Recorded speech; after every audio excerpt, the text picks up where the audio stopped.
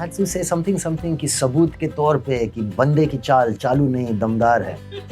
And I was like, what does that mean even? Because it happens a lot in India where sometimes they're good actors who are struggling, who don't get the opportunities that sometimes some privileged people do. But Seb, by the time this came along, you were ready to be this blonde, Yes. wannabe Russian, whatever he was. I actually dyed my hair for real, but it went kind of carrot. Yeah. Do you have pictures of that? And then they had to put blonde kind of. But I was committed to it. Yeah, there's something in my mind where I just said, okay, let's. It's a profession and it's a scary profession and it's fraught with superstition and ideas. But the idea in any creativity field is to not be scared.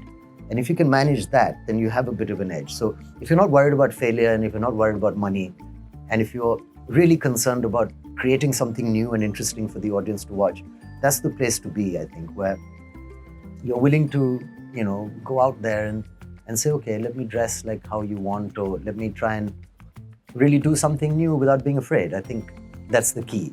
But sometimes when you run into trouble in a scene and you say, I don't know how to say this line, it's good to have some technique to fall back on and say, well, what am I trying to say here? And break it down in that sense rather than just shooting in the dark, which is what we were doing. Get the first take right, you're basically playing yourself. You're not making any choices as such. As an actor, As an actor, you're not saying, okay, I'm going to do this. Half the job is to know which shot to give. So you say, okay, I'm going to say this accusingly. But real accusingly is not obviously accusing. Is not obviously accusing, and therein is the art. And that's the fun, and that's the greatness of people who really nail it. Ideal actor would be someone who's saleable, but who's not always catering to that saleability. That's the kind of ideal I have. Like, what Johnny Depp was before he became the Pirates of the Caribbean person. The different platforms, you do a nice web show, you're villain of some movie, you're hero of some movie, and you're a bit fluid that way. That's kind of what I meant. But you feel like you've got there? You have No, this I mean, I feel, I could be a lot more saleable. And I feel it's a thing because, sometimes I feel the kind of movies I really like might not be the most commercial, So, and I'm not only here to do commercial movies. Oh no.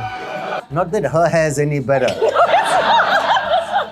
No. I have so many memories. Tell. So Saroj Khan choreographing and Umesh Mehra directing. I was dancing on my knees later and they were bleeding. And Saroj Khan was saying filmy things like, "Dekho ye khoon tumhe kahan pahunchata hai."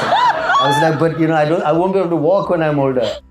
I think cool guys shouldn't be able to dance too well. They can dance a bit, but they shouldn't be like, whoa, look at me, I can. What are you doing? Have you told Hrithik Roshan that? Yeah, but that elastic stuff. Yeah, I'm more like the Ajay Devgan school of dancing. Very controlled. Very controlled. Yeah. Almost every emotion from it. Last night I was dreaming about, not playing cricket as well as my father and how depressing that was, and then missing him, and then some other graphic. And then there was a monster in the middle of it all, from some movie I'd seen. I think we're all like that. So the images that we... But at that time, you seemed to relish that. Yes, you I did. Enjoyed I it. did. I loved dark comics, dark movies, dark music. And I think there's an age, where you find that distracting and you find that attractive. But I'm happy I'm out of that because I think your mood and your outlook can be governed by what you consume also. So, too much of this stuff gets a bit heavy. Reading good poetry, good literature sometimes gives you very sophisticated kind of vibe about yourself. Yeah. So I was trying to read Paradise Lost, which is also pretty monstrous actually when you get into the description of it. But yeah, so it's more sophisticated darkness now. I dream a lot, we all do, but I always remember my dreams in the morning, and either I'm depressed or I'm happy and sometimes I'm kind of disturbed because there's so much that the subconscious is constantly replaying. Would you like to die? They asked Julius Caesar that and he said quickly, and I agree. Painlessly and very quickly, so maybe not wake up one day. Do people actually die quietly in their sleep, or is it more like a Is that what dying in your sleep is? Like, you know? Yeah. No, so quiet one.